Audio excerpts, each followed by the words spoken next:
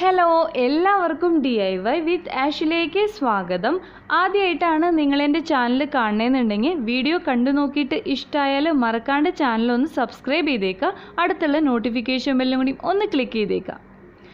ഞാനിവിടെ ആദ്യം തന്നെ വൈറ്റ് കളർ പേപ്പറിൽ കുറച്ച് കിളികളുടെ പടം വരച്ച് വെച്ചിട്ടുണ്ട്. അപ്പോൾ നിങ്ങൾക്ക് വേണമെന്നുണ്ടെങ്കിൽ ഇത് സ്ക്രീൻഷോട്ട് എടുത്തിട്ട് നോക്കി വരയ്ക്കാം, അതല്ലെങ്കിൽ ഇതിൻ്റെ പ്രിൻ്റ് എടുത്തിട്ട് ട്രേസ് ചെയ്താലും മതി.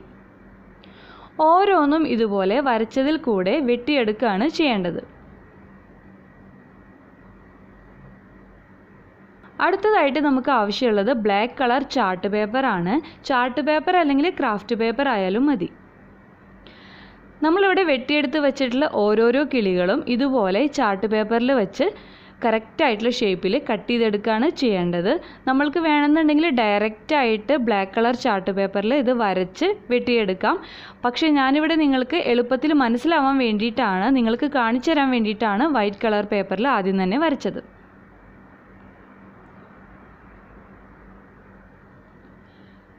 ഇതുപോലെ നമ്മൾ ഇതിൻ്റെ ഷേപ്പിൽ വെട്ടിയെടുക്കുകയാണ് ചെയ്യേണ്ടത്.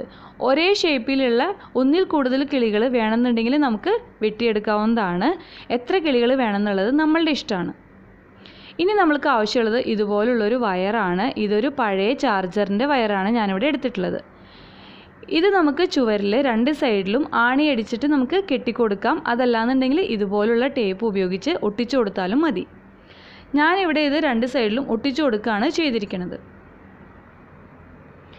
ഇനി നമ്മൾ കട്ട് ചെയ്തെടുത്തിട്ടുള്ള ഓരോരോ കിളികളും ബാക്ക് സൈഡിലായിട്ട് 2 സൈഡ് ടേപ്പ് വെച്ചിട്ട് ഒട്ടിച്ചു കൊടുക്കുകയാണ് ചെയ്യേണ്ടത്. വാലിൻ്റെ തൊട്ട് മുകളിലായിട്ടാണ് നമ്മൾ 2 സൈഡ് ടേപ്പ് വെക്കേണ്ടത്.